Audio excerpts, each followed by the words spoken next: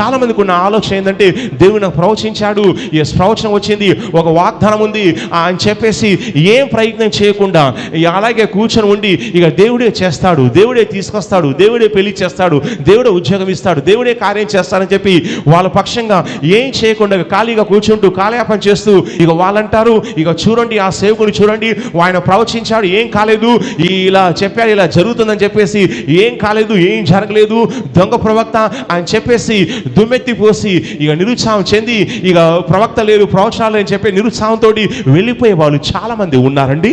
అయితే నువ్వు తెలుసుకోవాల్సిన విషయం ఏంటంటే నీ గురించి పరిశుద్ధాత్మ దేవుడు ప్రవక్తల ద్వారా ఏమైతే ప్రవచన వాక్కును తెలియచేయుచున్నాడో, ఏ వాగ్దానం అయితే నువ్వు బైబిల్లో తీసి నువ్వు వాగ్దానం నమ్ముచున్నావో ఆ వాగ్దానాన్ని ఆ ప్రవచన వాక్కును నీవే స్వయంగా నెరవేర్చాలి. ఏ ప్రవచన వాక్ అయితే ఇచ్చాడో ఆ ప్రవచన వాక్ యొక్క సమయం ఉంటుంది, ఒక సమయం ఉంటుంది, ఆ సమయాన్ని గుర్తించాలి. ఆ సమయం గుర్తించేసి ఏం చేయాలంటే నెరవేర్చడం కోసం నువ్వు ముందస్తుగా వెళ్ళాలి, కార్యాచరణ చేపట్టాలి. నా వంతుగా చేయాల్సింది ఏమైనా ఉందా, నా వంతుగా చేయాల్సిన ప్రయత్నం ఏమైనా ఉందని చెప్పేసి ఎప్పుడైతే నీ వంతుగా నీ ప్రయత్నాలు విశ్వాసంతో చేస్తూ ఉన్నట్లయితే, నీవు నెరవేర్చే ప్రయత్నం చేసినట్లయితే దేవుడు ఆ ప్రవచన వాక్కును నీ ద్వారా నెరవేర్చే విషయంలో సహకరిస్తాడు. రెండో ప్రవచన వాక్కు ఈ మట్టల ఆదివారం నాడు దేవుడు నీకు ఇచ్చిన రెండో ప్రవచన వాక్కు, నీ గురించి దేవుడిచ్చిన ప్రవచనాన్ని నీవే నెరవేర్చాలని పరిశుద్ధాత్మ దేవుడు సెలవిస్తున్నాడు. నమ్ముచున్న వాళ్ళు గట్టిగా ఆరిసి అని చెప్పండి. నీ గురించి దేవుడు నీకు ఇచ్చిన ప్రవచనాన్ని నీవే నెరవేర్చాలి. ఎస్, నీ గురించి దేవుడు చాలా వాగ్దానాలు చేశాడు, బైబిల్లో వాగ్దానాలు చేశాడు, దైవ సేవకుల ద్వారా ప్రవక్తల ద్వారా కూడా పరిశుద్ధాత్మ దేవుడు అనేక వాగ్దానాలు ప్రవచన వాక్కులు నీకు తెలియజేసే ప్రయత్నం చేస్తున్నాడు. అయితే నువ్వేం చేస్తున్నావంటే ఆ ప్రవచనము ఇక నెరవేర్చబడాలని చెప్పేసి ప్రవచనం కోసం వెయిట్ చేస్తున్నావు. వినండి, ప్రవచనం కోసం నువ్వు వెయిట్ చేస్తున్న పనిలేని లేదు, ప్రవచనం నీ కోసం వెయిట్ చేస్తుంది. ప్రవచనాన్ని దేవుడు నెరవేర్చాలని నువ్వు కనిపెట్టాల్సిన పని లేదు. నీవే నీకేమంట ప్రవచనాన్ని నువ్వే నెరవేర్చాలని పరిశుద్ధాత్మ దేవుడు నీ కోసం కనిపెడుతున్నాడు. ఎవరైతే నీ గురించి దేవుడు ఇచ్చినటువంటి ప్రవచన వాక్కును కానీ వాగ్దానాన్ని కానీ చేపట్టి స్వయంగా విశ్వాసంతో నెరవేర్చుకుంటారో ఇక వారు రాబోయే రోజుల్లో గొప్ప వాళ్ళు అవుతారు, రాబోయే రోజుల్లో సంపన్నులు అవుతారు. ఇక వారికి ఎదురు తిరుగు ఉండనే ఉండదు. ఇక వారిని ఎదిరించే సాతాను శక్తులు ఉండవని పరిశుద్ధాత్మ దేవుడు సెలవిస్తున్నాడు. ఇక నమ్ముచున్న వాళ్ళు గట్టిగా చెప్పండి హల్లెలూయా, సే హల్లెలూయా. లూకా సువార్త 19వ అధ్యాయము 29-30 వచనం చూడండి. ఆయన ఇది మట్టల ఆదివారం నాడు ఆయన వెళ్తున్నప్పుడు సెలవిస్తున్నటువంటి వాక్కు. లూకా సువార్త 19వ అధ్యాయము 29-30 వచనం.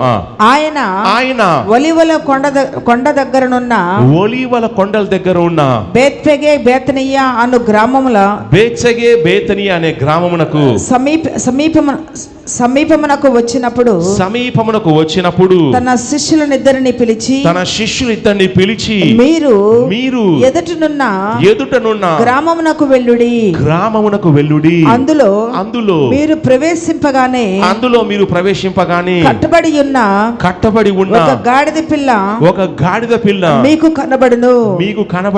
దాని మీద ఏ మనుష్యుడును ఎన్నడూ కూర్చుండలేదు. దానిని విప్పి తోలుకొని రండి. ప్రభు ఏం చేస్తున్నారంటే ఆయన గురించి పరిశుద్ధాత్మ దేవుడు పాత నిబంధనలో ప్రవక్తల ద్వారా ఏమైతే వాగ్దానం దయచేసి ఉన్నాడో, ప్రవచన వాక్ దయచేసి ఉన్నాడో, ఆయన స్వయంగా ఆయనకి ఇచ్చిన ప్రవచన వాక్ నెరవేర్చడం కోసం ఆయన ప్రయాణం చేస్తున్నాడు. వాక్యం తెలియజేస్తుంది, ఒలీవ కొండల దగ్గర ఉన్నటువంటి బేత్సెగా అనేటువంటి గ్రామానికి సమీపంగా యేసుక్రీస్తు వారు వచ్చారు. ఎందుకు వచ్చారంటే ఆయన గురించి పాత నిబంధనలో ఒక ప్రవచన వాక్కు ఉంది. ఈ ప్రవచన వాక్కును దేవుడు జకరియా ప్రవక్త ద్వారా దయచేసి ఉన్నాడు. ఆ ప్రవచన వాక్కును నెరవేర్చడం కోసం ఆ గ్రామానికి వచ్చి ఉన్నాడు.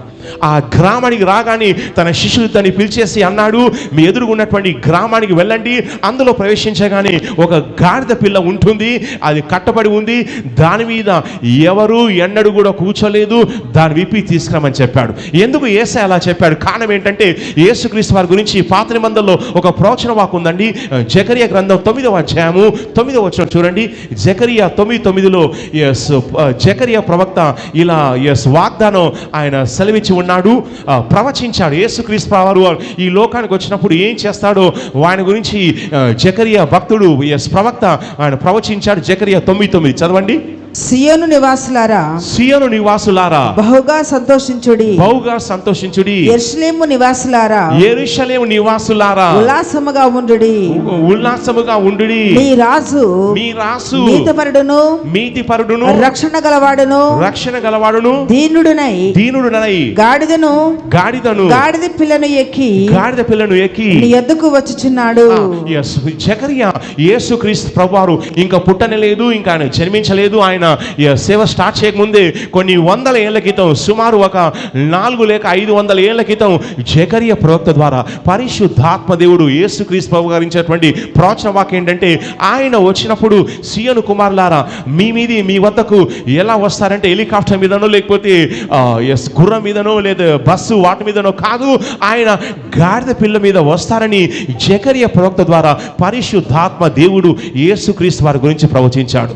అందుచేత ఆయన గురించి ఏమైతే ప్రవచించి ఉన్నాడో ఆ ప్రవచన వాక్కులు నెరవేర్చడం కోసం యేసుక్రీస్తు ప్రభువారు ఇప్పుడు స్వయంగా ఈ గ్రామానికి వచ్చాడు.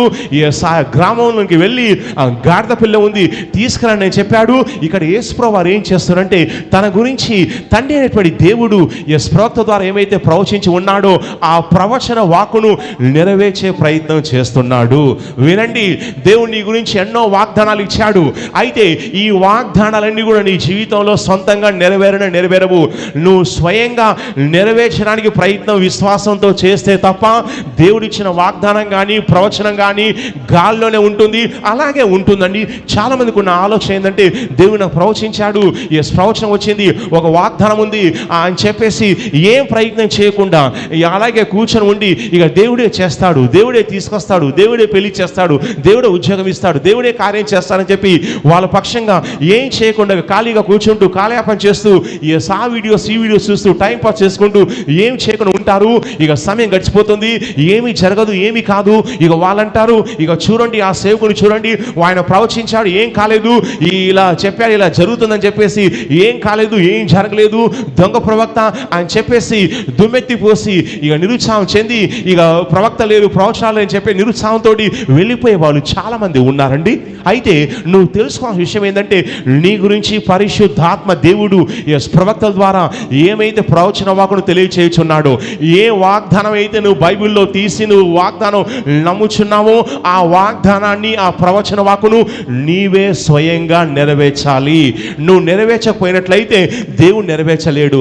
నువ్వు సహకరించకపోయినట్లయితే దేవుడు కార్యం చేయలేడు. నువ్వు ముందుకు సాగపోయినట్లయితే ఆ ప్రవచనం గాల్లో అలాగే ఉంటుంది, అది నెరవేర్చబడదు.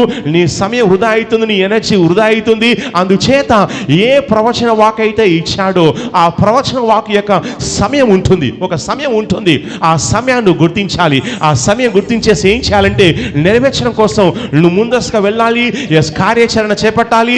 నేనేం చేయాలి, నా పక్షంగా ఏం చేయాలి, ఏం చేస్తే ఈ ప్రవచనం నెరవేర్చబడుతుంది, ప్రార్థన చేస్తున్నాను, ఉపవాసం ఉంటున్నాను, ఇంకా ఏమైనా చేయాలన్నా, బయటికి వెళ్ళాలన్నా, ఎవరైనా కలవాలా, ఏదైనా స్థలానికి వెళ్ళాలన్నా, నా వంతుగా చేయాల్సింది ఏమైనా ఉందా, నా వంతుగా చేయాల్సిన ప్రయత్నం ఏమైనా ఉందని చెప్పేసి ఎప్పుడైతే నీ వంతుగా నీ ప్రయత్నాలు విశ్వాసంతో చేస్తూ ఉన్నట్లయితే, నీవు నెరవేర్చే ప్రయత్నం చేసినట్లయితే దేవుడు ఆ ప్రవచన వాక్కును నీ ద్వారా నెరవేర్చే విషయంలో సహకరిస్తాడు.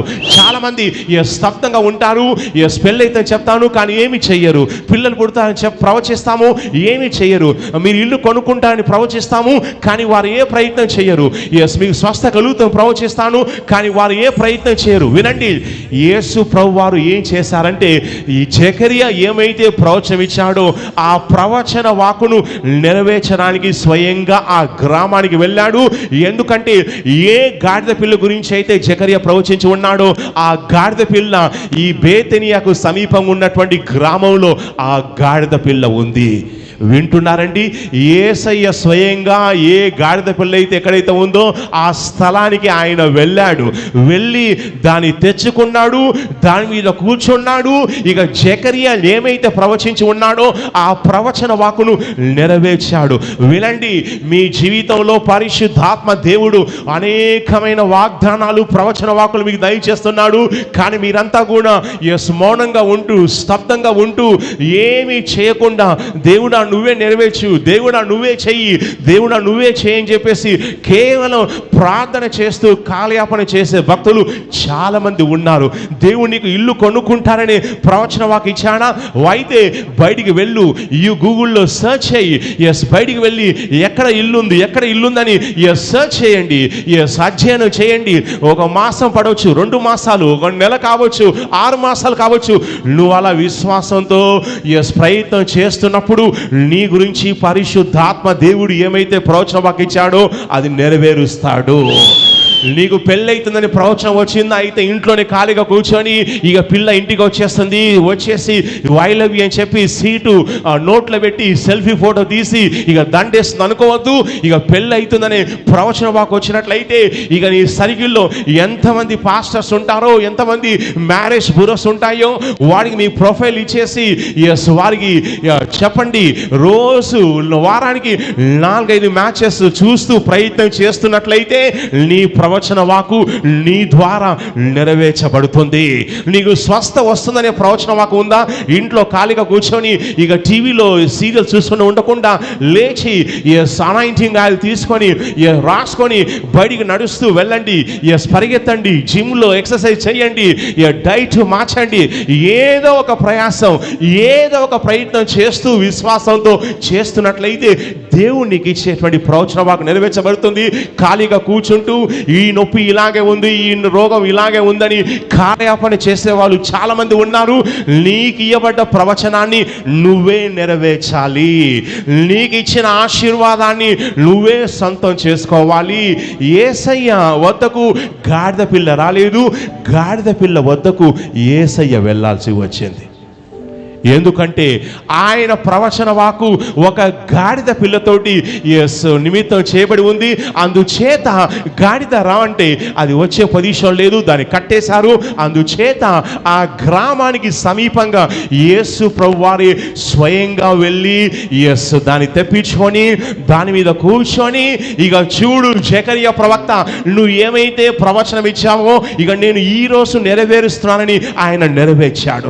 నువ్వు నెరవేర్చాలి, నెరవేర్చి వచ్చి ఈ ప్రవచనం నెరవేర్చబడిందని నువ్వు సాక్ష్యం చెప్పాలి. ఇక వినండి, ఎంతమంది అయితే విశ్వాసంతో ఇక ప్రవచన వాక్కు విషయంలో ఇక సీరియస్గా ఉంటారో ఇక ఆ ప్రవచన వాక్కు తీసుకొని ఇక నా వంతుగా నేను విశ్వాసంతో బయటికి వెళ్తాను, ప్రయత్నాలు చేస్తాను, ఇది చేస్తాను, అది చేస్తానని ఎంతమంది అయితే భారంతో విశ్వాసంతో ప్రయత్నాలు చేస్తూ ప్రయాసపడతారో ఇక వినండి, వారందరి విషయంలో పరిశుద్ధాత్మ దేవుడు ఇక సెలవిచ్చే మాట ఏంటంటే ఆయన నీ ప్రవచన విషయంలో కార్యం చేయబోతున్నాడు. ఇక నీ ప్రవచనానికి ఆయన సహకరించబోతున్నాడు. ఏ విషయాలైతే దేవుడు నీ ద్వారా నీ గురించి ప్రవచించి ఉన్నాడో నువ్వు నెరవేర్చే ప్రయత్నం చేస్తున్నప్పుడు అవి త్వరలోనే నెరవేర్చబడతాయి. త్వరలోనే అద్భుతం జరుగుతుంది, త్వరలోనే కార్యం జరుగుతుంది. చప్పలు కొట్టండి. త్వరలోనే ఇల్లు కొనుక్కుంటావు, త్వరలోనే స్వస్థత కలుగుతుంది, త్వరలోనే నీ అప్పులు తీరిపోతాయి, త్వరలోనే అద్భుతం జరుగుతుంది, త్వరలోనే నీ గురించిన ప్రవచనము నీ కోసం వెయిట్ చేస్తుంది. ఇక నువ్వు వెయిట్ చేయాల్సిన పని లేదు. ప్రవచనం అంటుంది, ఓ విశ్వాసి, ఓ భక్తుడా, ఓ భక్తురాలా, ఇక లెమ్ము, తేజరిల్లుము, యెహోవా వెలుగు నీ మీద ప్రకాశించుచున్నదే. ఇక నీవు లోకానికి వెలుగే ఉన్నావో, లేచి వెళ్ళుమో, నేను నీకు సహాయం చేస్తానని ప్రవచన వాక్కు సెలవిస్తుంది. నమ్ముచున్న వాళ్ళు గట్టిగా చప్పట్లు కొట్టి, గట్టిగా జోషుగా చప్పట్లు కొట్టి ఉత్సహించి గట్టిగా చెప్పండి, హల్లెలూయా, హల్లెలూయా, సే హల్లెలూయా.